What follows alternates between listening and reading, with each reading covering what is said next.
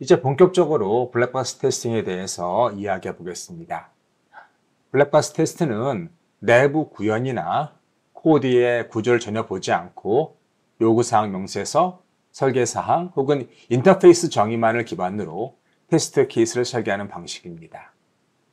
즉, 사용자가 시스템을 사용하는 것과 같은 관점에서 시스템의 외부 동작만을 평가하게 됩니다.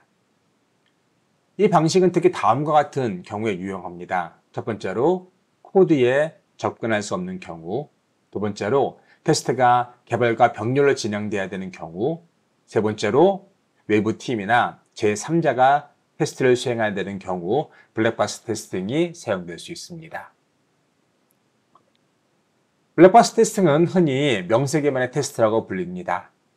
여기 보시는 것처럼 요구사항 명세서 혹은 어떤 특정한 설계 스페시피케이션 혹은 인터페이스 정의만을 가지고 테스트 수잇이 설계되는 것이죠.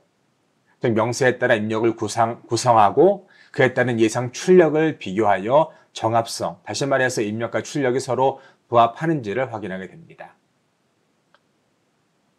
중요한 점은 테스트 케이스를 만드는 사람이 코드의 내부 구조나 혹은 구현 방식을 전혀 알 수 없다는 것입니다. 따라서 시스템이 얼마나 충실히 구현됐는지를 명세 기반으로 객관적으로 평가하게 됩니다. 블랙박스의 테스팅의 핵심은 다음과 같을 수 있습니다. 우선 외부 동작에만 초점을 맞춥니다. 내부 동작을 신경 쓰지 않는 것이죠. 두 번째로 시스템을 사용자 관점에서 평가합니다. 세 번째로 테스트는 개발 초기 설계 단계부터 작성할 수 있습니다. 네 번째로 코드가 아직 없거나 접근할 수 없는 경우에도 테스트 설계가 가능하다는 것입니다. 어떠한 장점이 있습니까? 첫 번째로 소스 코드가 없어도 테스트 설계가 가능하다는 것입니다. 다시 말해서 요구사항 명세나 혹은 설계 명세만으로도 충분히 테스트 수잇이 가능하다는 것이죠. 또한 같은 명세를 다른 구현에도 이용할 수 있다는 것입니다. 똑같은 수잇을 기능이 같다면 그런 똑같은 수잇을 다른 시스템에도 적용할 수 있다는 것입니다. 따라서 우리가 매우 효과적으로 테스트 수잇을 재활용할 수 있으며 다양한 프로젝트에도 역시 동일하게 적용할 수 있습니다. 네 번째로 초기 단계부터 테스트 설계가 가능하므로 프로젝트 전체의 품질을 높일 수 있습니다. 다섯 번째로 프로그래밍 언어나 알고리즘을 몰라도 테스트가 가능하기 때문에 시스템에 대한 어떤 내부적인 구조나 혹은 엔지니어가 아니더라도 외부 테스터로도 참여할 수 있게 됩니다. 마지막으로 명세서를 기반으로 테스트를 하다 보면 명세 자체의 결함이나 모호성 역시 조기에 발견할 수 있습니다. 따라서 블랙박스 테스팅은 테스팅의 아주 기본적인 것이라 할 수 있겠습니다. 모든 테스트의 베이스가 되는 그런 테스트를 할 수 있겠습니다. 이제 본격적으로 블랙박스 테스트의 종류들을 하나하나 살펴보겠습니다. 우선 등가 클래스 분할, 동치 클래스 분할이라는 equivalence 클래스 파티션이 있을 수 있겠고요. 그리고 boundary value analysis, 즉 경계값 분할이라는 것입니다. 경계값 분석이라는 것들이 있겠고요. 그 다음 도메인 테스팅, 그리고 마지막으로 combinatorial 테스팅이 있는데, 사실 combinatorial 테스팅 같은 경우에는 앞에 있는 ECP나 BVA 그리고 도메인 테스트에 모두 적용할 수 있는 그러한 테스팅 하나의 방법이라 할 수 있겠습니다. 우선 등가 클래스 분할 기법에 대해서 알아보겠습니다. 등가 클래스 분할 ECP는 입력값을 의미 있는 그룹으로 나누어 각 그룹에서 대표값을 선택해서 테스트하는 기법을 가리킵니다. 이를테면 남자와 여자 클래스가 있을 때 어떤 가정이 있을 수 있어요.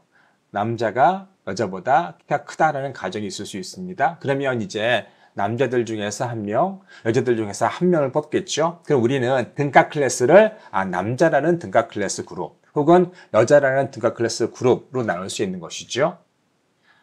따라서 여기서 등가성이란 해당 클래스에 속한 어떤 값을 입력해도 프로그램이 동일한 동작 경로를 실행하고 같은 결과를 낼 것으로 기대되는 값들의 집합이라 할 수 있겠습니다. 즉, 하나의 값으로 테스트했다면 그 클래스의 다른 값들도 동일하게 동작할 것으로 간주할 수 있다는 것이죠. 이 개념은 테스트 케이스 수를 줄이면서도 핵심 동작을 놓치지 않도록 도와주는 테스트 원칙이라 할 수 있겠습니다. 예를 들어 나이가 0세 이상 10세 이하일 때 아동요금을 적용하고 그 이상은 성인요금을 적용하겠다라는 어떠한 가정이 있다고 해봅시다. 여기서의 등가 클래스는 0부터 10세까지의 나이 하나, 그리고 그 이하 혹은 그 이상의, 즉 0보다 작은 나이, 0보다 작은 나이는 없겠지만 0보다 작은 나이 혹은 10보다 큰 나이가 하나의 등가 클래스가 될 수 있습니다. 이러한 분할을 통해 모든 경우를 다 테스트하지 않고도 효율적으로 테스트 커버리지를 확보할 수 있습니다. 자, 이제 ECP의 실제 예제를 살펴보겠습니다. 여기서는 어떤 놀이공원 티켓 시스템이 나와 있죠. 나이와 성별을 기준으로 요금을 달리 적용한다고 가정하는 것입니다. 영입 변수는 age와 그리고 성별입니다. 여기서는 나이가 0세 미만, 그리고 0세부터 10세까지 또 60세 이상으로 나이를 나누고 있고요. 그리고 성별은 남자나 혹은 여자로 나와 있습니다. 어떤 이퀴벌런스 클래스가 존재할 수 있을까요? 오른쪽에는 그러한 것들이 나오죠. 자, 인밸리드 케이스로 0세보다 낮은, 0세보다 작은 나이가 있을 수 있겠고요. 밸리드 클래스로 0세부터 10세까지, 10세부터 15세까지, 15세부터 30세까지, 30세부터 60세까지 있을 수 있습니다. 또 60세 이상이 있을 수 있겠죠. 그리고 또 남자, 여자 두 개의 클래스가 있을 수 있겠고요. 여기에는 이제 남자, 여자 외로 어떤 잘못된 성별이 또 올 수도 있겠습니다. 주의해야 할 것은 우리가 invalid input 그리고 valid input을 모두 구별해야 된다는 것입니다. 그래서 앞에서 보시는 모든 것들은 어떻습니까? 여기는 invalid input, 여기는 어떻습니까? 그렇죠. valid input이죠. 여기는 valid input, 그리고 여기 요거 외로는 다시 invalid input이 되는 것이죠.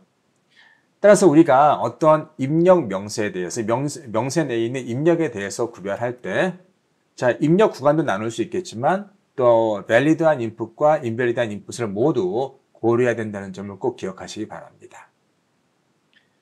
자, 이 슬라이드에서는 앞에서 보신 예를 조금 더 케이스별로 나눠주고 있죠. 그래서 나이에 valid한 5개의 클래스가 있습니다. 0세부터 10세, 10세부터 15세, 15세부터 30세, 30세부터 60세, 60세 이상.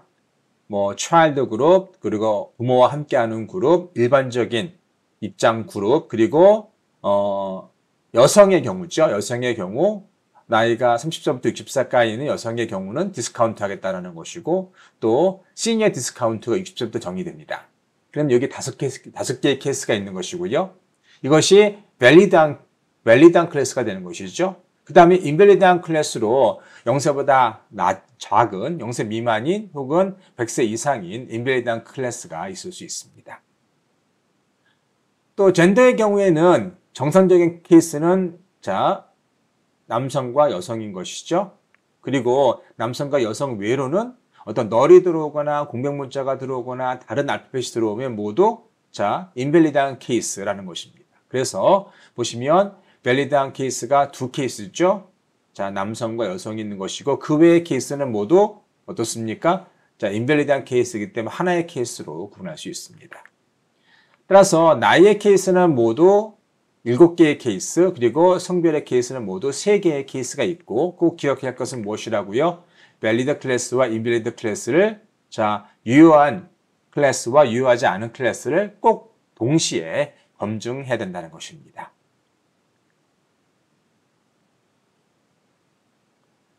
자, 여기서 우리가 조금 더 한 걸음 더 들어가서 실제 어떤 invalid한 케이스, valid한 클래스를 조합하는 것을 좀 생각해 보도록 하시겠습니다.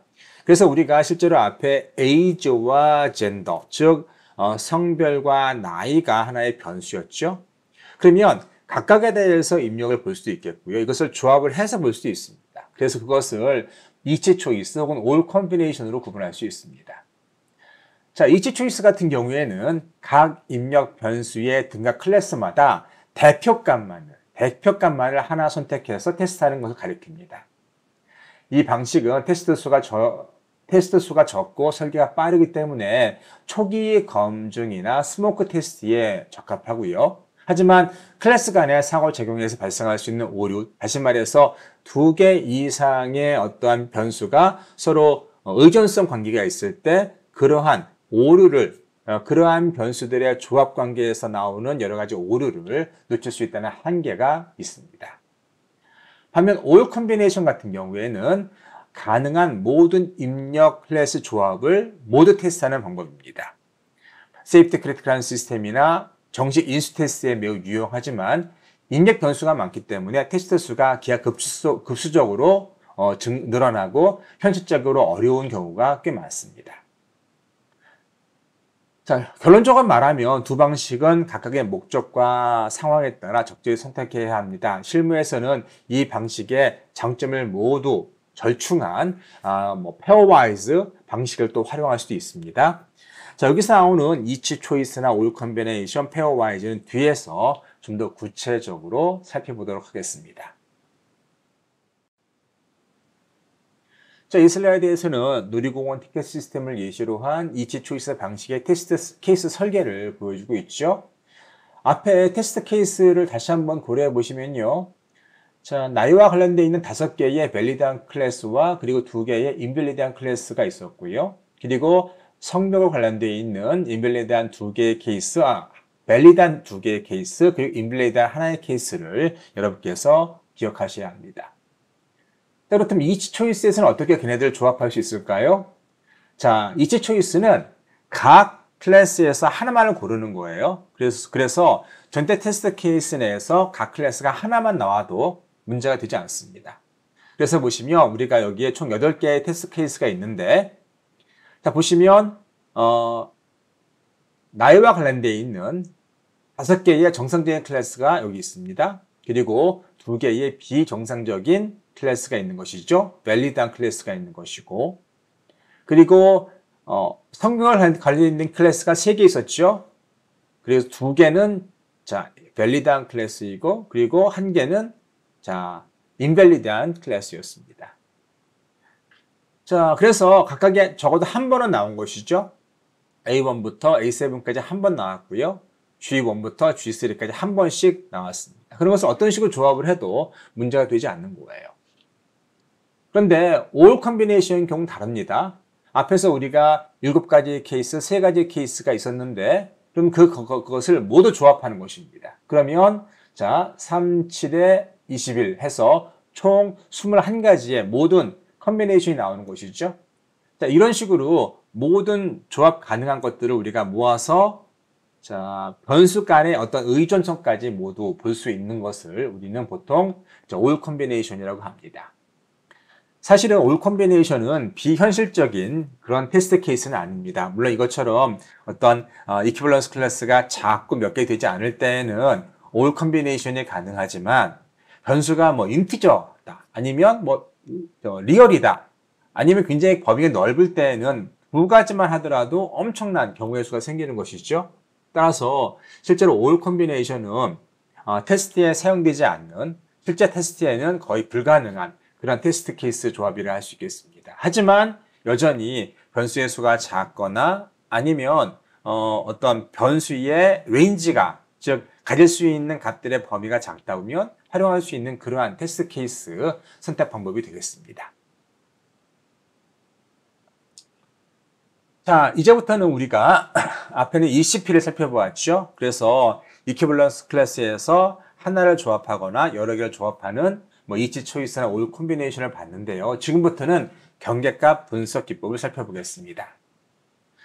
자, 이 기법은 입력 값의 경계에서 발생하는 그러한 오류를 경험적 법칙을 바탕으로 추출하는 그러한 것이 되겠습니다.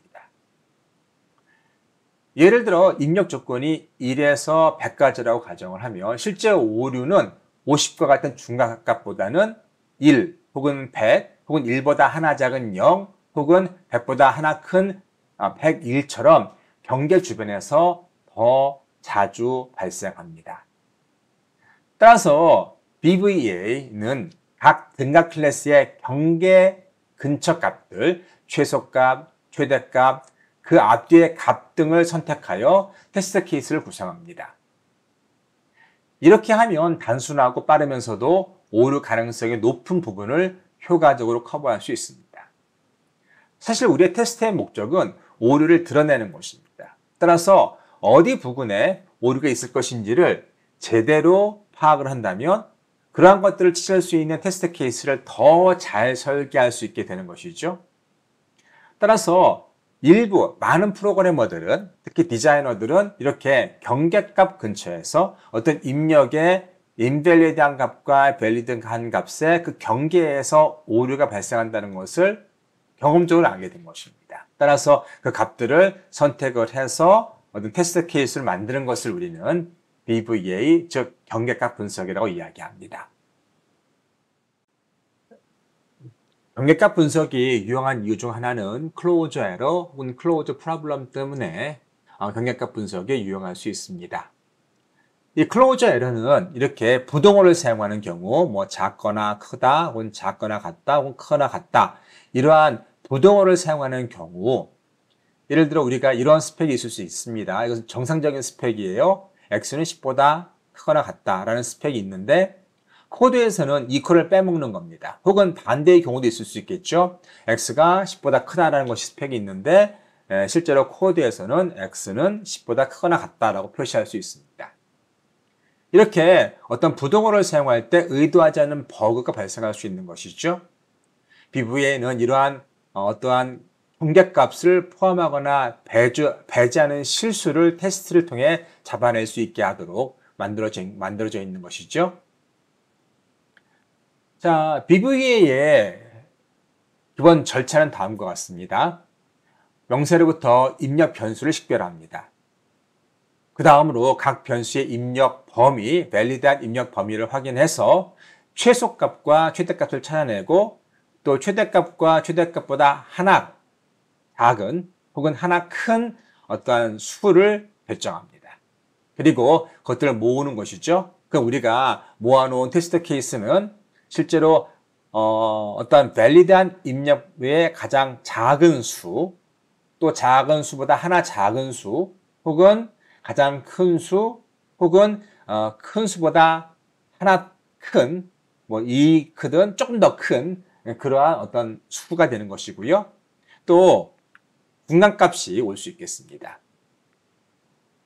그래서 만약에 우리가 n개의 input variable이 있다고 하면 자, 4개, 즉 최소한 가장 작은 수, 가장 큰 수, 그리고 그들보다 각각 하나 작은 수, 하나 큰 수, 4개의 경우가 되는 것이고요. 그리고 중간값 하나가 테스트 케이스로 포함될 수 있는 것이죠. 예를 들면 다음과 같습니다. 우리가 어떠한 프로그램이 20에서 50까지의 수, 20이 포함되고 50이 포함된 어떠한 그 변수를, age라는 변수를 받아야 된다고 생각해 보시면 최소의 수는 20이겠죠? 그 최대의 수는 50입니다. 이거보다 하나 작은 19, 그리고 최대값보다 하나 큰 51, 그리고 중간값인 30이 여기에 테스트 케이스로 사용될 수 있는 것이죠. 즉, 경계값들을 분석을 해서 최소보다 작은 혹은 최대보다 하나 큰 인밸리드한 값들을 찾아내고 그리고 중간값을 하나 찾아내므로 테스트 케이스, 테스트 셋을 만들어내는 것이죠. 하지만 BVA 역시 한계를 가지고 있습니다. 바로 입력 변수가 둘 이상일 때 변수가 상호관계를 고려하지 못한다는 것입니다. 예를 들어 나이가 30에서 100세 사이다. 그리고 어떠한 체중이 25에서 80까지 유효하다고 했을 때 각 BVA로 테스트하면 범위는 커버되지만 이를테면 나이는 100이다. 또는 웨이트는 25이다. 이러한 조합을 테스트한다. 라고 했을 때 사실은 뭐 에이지가 100인 경우 또 웨이트가 25인 경우에는 사실은 밸리드한 인풋은 아니죠. 실제로 없는 값일 수 있습니다. 이렇게 이런 없는 값들까지 유효하지 않은 그런 값들까지 포함할 수 있는 것입니다. 따라서 실제 없는 값들을 우리가 테스트에 사용되게 하면 훨씬 에너지를 낭비할 수 있는 것이죠. 자원을 낭비할 수 있는 것입니다. 따라서 실제로 유효하지 않은 값들까지 이 BVA에는 포함될 수 있다는 것입니다. 자, 그래서 BVA의 경계값 분석의 한계를 정리해 보면 우선 BVA는 입력값의 경계 근처를 중심으로 테스트 데이터를 선정하기 때문에 많은 경우 오류를 잘 찾아내지만 몇 가지 핸디캡을 가지고 있는 것이죠. 첫 번째로 BVA는 각 입력 변수를 개별적으로 처리합니다. 하지만 실제 시스템에서는 입력 변수들 간에 서로 공유하는 부분 혹은 의존적인 관계가 상당히 많죠. 또 두 번째로 BVA는 각 변수의 범위에 있는 값들을 선택하지만 그 값들이 기술적으로는 유효하더라도 실제 시스템에서는 허용되지 않는 실제로 없는 조합일 수 있습니다. 이렇게 되면 진짜 유효한 조합은 테스트하지 않고 기술적으로 유효한 값들만 테스트하기 때문에 시간 낭비 혹은 자원의 낭비가 있을 수 있는 것이죠. 이러한 이유 때문에 변수 간 상호작용을 반영할 수 있는 도메인 테스트나 뒤에 살펴보는 조합 기반 테스트 기법이 필요합니다.